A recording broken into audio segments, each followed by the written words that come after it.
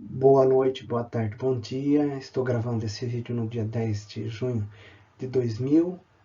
Meu nome é Reinaldo Haas. A convite de Giancarlo Capistrano, estou gravando um vídeo para vocês. E também parece que vai ser feita uma apresentação de rádio. Vou tentar falar sobre esse tema, a seca, que está assolando o Santa Catarina desde 2016 e compará-la com outros períodos da história, o que é diferente, o que é de comum e por que ela está acontecendo. Tá? Bom, antes de mais nada, vamos falar um pouquinho, uma metáfora, né, sobre como que a gente vê hoje em dia o clima. O clima a gente faz uma analogia entre uma orquestra, uma banda de música, instrumentos e frequências, né? Algumas mais graves, algumas mais agudas, né? Graves, agudas, mais altas, mais baixas, e elas se combinam produzindo uma música, assim como esses elementos, principalmente as temperaturas dos oceanos, né? É, ah, são as respostas do aquecimento global e elas produzem, né, o clima do jeito que a gente vê. Então, muito do que eu vou falar é sobre os oceanos, porque os oceanos, a atmosfera é escrava dos oceanos. Bom, tenho essa apresentação em PowerPoint, que vai ficar disponível também para vocês. Quem quiser vai poder pegá-la e também pode enviar e-mails para mim posteriormente. Quando eu fiz essa pesquisa, eu procurei no Google e o que mais surgiu foram rios, né? Rios secos. Porém, as árvores, notem que as árvores estão verdes.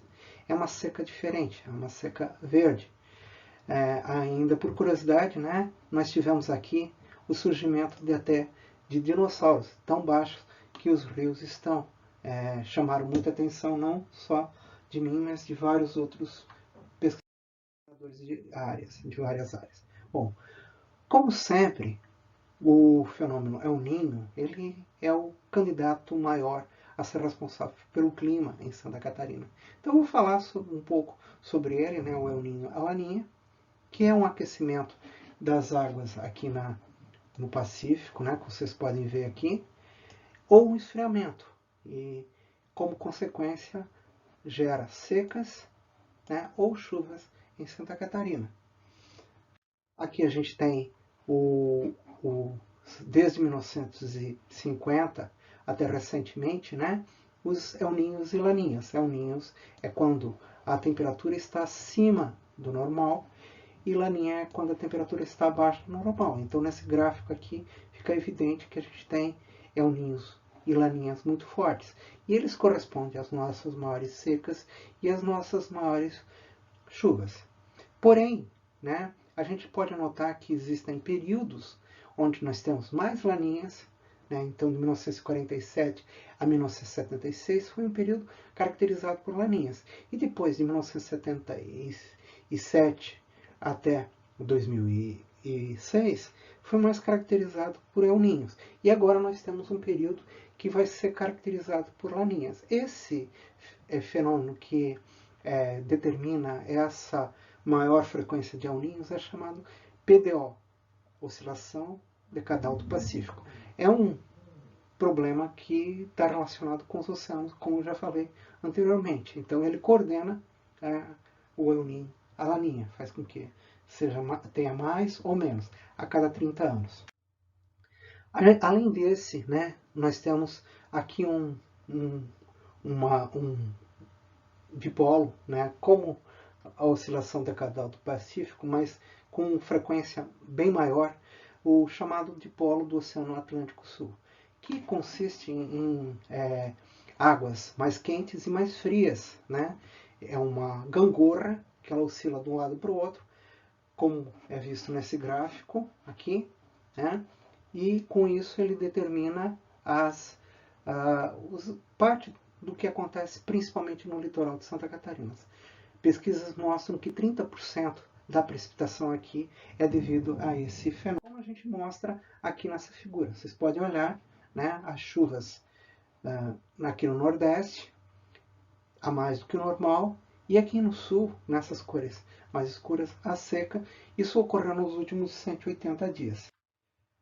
Aqui a gente vê a temperatura dos oceanos, agora no momento, né, mostrando esse aquecimento, sobreaquecimento, né, na África e esse esfriamento no Sul.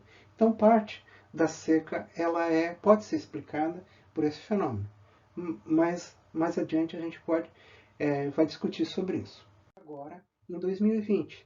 Em 2020, agora no verão, olhem que essas figuras aqui mostrando que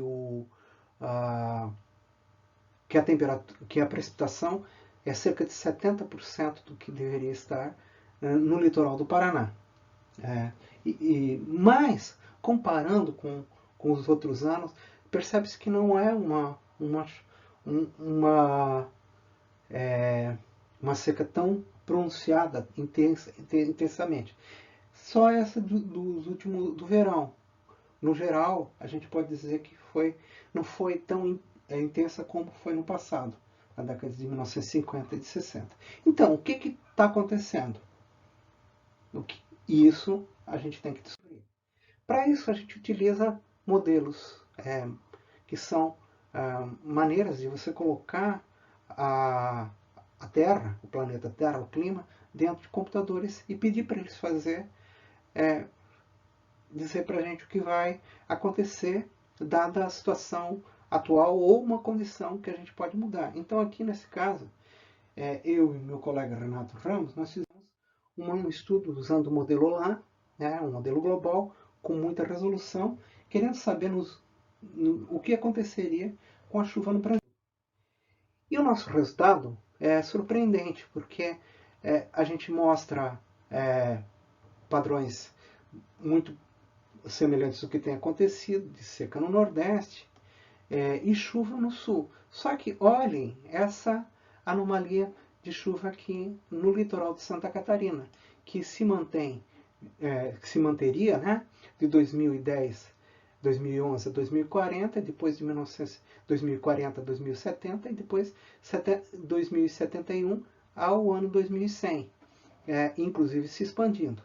Isso é muito parecido com o que a gente tem observado nessas últimas décadas. Ou seja, um padrão que mostra que o litoral de Santa Catarina e Paraná estão ficando mais seco. É uma tendência em relação ao que está acontecendo que os modelos mostram para a gente. Então, agora a conclusão dessa rápida palestra, né? Apesar da seca ser modesta quando a gente compara com outras secas, especificamente o litoral de Santa Catarina tem demonstrado um déficit hídrico anormal, né? Nunca observado antes. Esse padrão, ele aparentemente tanto tem a ver com a anomalia de polo do Atlântico Sul, né? E isso aparentemente foi mostrado por um trabalho que a gente fez, eu e o Renato, em 2016, mostrando que isso seria um padrão. Agora nós queremos estudar o que vai acontecer nos próximos anos e a influência da floresta, porque não aconteceram coisas ruins só nos últimos anos. Uma das coisas boas que aconteceu em Santa Catarina foi um aumento da cobertura florestal.